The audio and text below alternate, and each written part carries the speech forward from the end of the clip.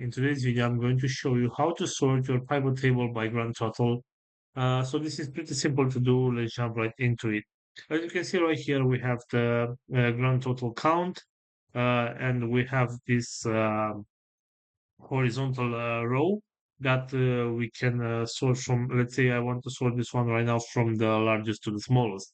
So what I need to do right here is simply select one of the amounts right here and then right click on it and then select sort and select sort largest to the smallest.